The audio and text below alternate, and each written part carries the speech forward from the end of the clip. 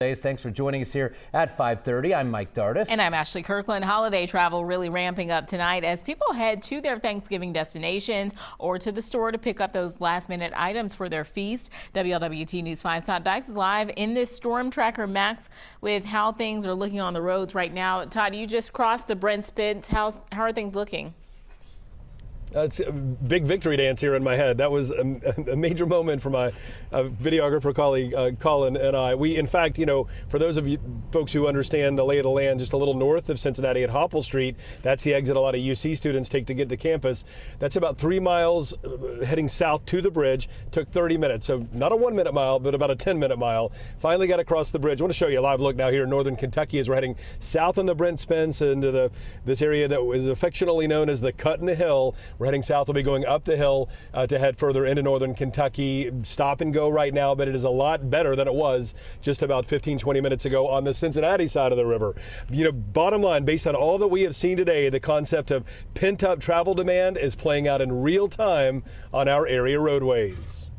It's going to be about 8 hours for us with stopping and everything. Long road trips that cut through the heart of the Queen City are hallmarks of the Thanksgiving holiday for countless families like the Fries of Sandusky who are heading south to Tennessee. Traveling I guess, is just as a family, it's a bonding experience and it's just a great time, I guess. But what Madison Fry considers fun is anything but for her brother Caden.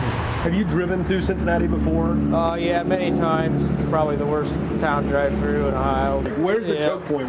Normally when you're getting ready to cross the bridge there, you usually stick here 10, 20 minutes, sometimes an hour. Like plenty of other people traveling today, Caden Fry hurried up to wait to make it across the Brent Spence Bridge. You're going to want to pack your patience. Patience is the message AAA's Chris Bartlett is preaching to the millions of people eager to travel this week after a string of Thanksgivings disrupted by the pandemic. Nationwide, the numbers are 55 million people on the road. We're looking at just in Ohio, 2.3 million. Falling gas prices are likely driving a lot of folks to hit the road. Gas prices have been declining nationally for the last 9 weeks or so. More and more prices in Cincinnati have fallen below the $3 a gallon mark. The average in Cincinnati now about $3.14. That's 8 cents lower than last week, but more significantly, about 45 cents lower than a year ago. With lower prices at the pump, look for even more people to roll through Cincinnati tomorrow, Thanksgiving Day Eve.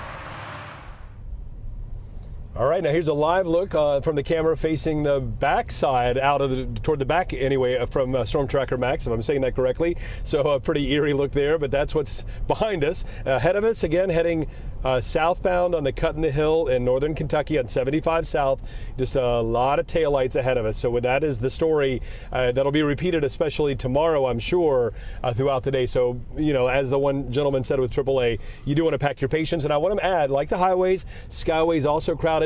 Federal aviation officials anticipate seeing more than 8 million people with plane tickets today, tomorrow, and of course Sunday. That's the day when everybody rushes to head back home. For now.